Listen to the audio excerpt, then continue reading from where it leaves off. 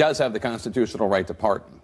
Absolutely. It's his right to pardon. Now, he took extraordinary steps here. He did not take the advice of the Justice Department. And another message that he's sending, let's think about the messages, is, you know, this issue that's been reported that he asked Jeff Sessions if they could drop the case against Arpaio.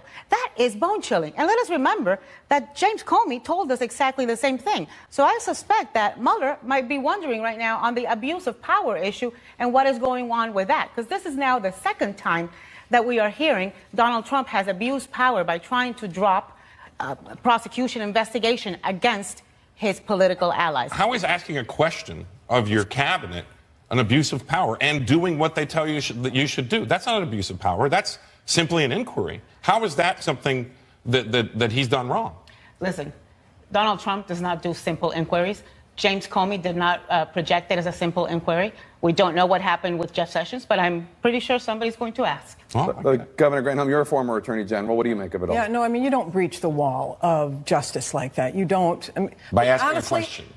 But, you know, it's more than asking a question. And obviously, he didn't even go back and go through the proper procedures that every other president has done when you pardon somebody. He just decides to do this. But honestly, Jake, this caps out a period of time for this president where he's alienated African Americans with the Charlottesville, the Jewish community with his Charlottesville comments, the LGBT community this week with his banning of transgender soldiers, and now the Hispanic community.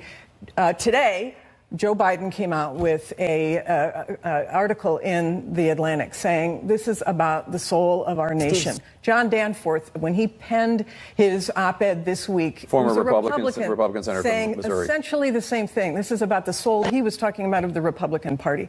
I so appreciate your courage, Anna, in standing up. I so appreciate those like you who are willing to call out the president face to face by name and saying this is not who we are as a nation. And I would say to you and to everybody like you, consider coming over. Let me ask you. We need to stay in the Republican Party. But you've already gone. Because people, no, actually, I was a Republican when the president you support was a Democrat. And I was a Republican when the president you support was an independent. If you're a Republican, I'm Luis Fonsi. Maybe you are Luis Fonsi. You can start singing Despacito here. But I am a Republican. I supported Ronald Reagan. I've supported every single Republican nominee for president. And donated to every. I mean, so has the president. Yeah, I supported Bob Menendez. You know what? So did Jared Kushner. So did Charlie Kushner. So did Donald Trump. Right. Okay. So that doesn't bother you? No, it doesn't. You know bother how to spell me. Hypocrisy? Or should I spell it out for you?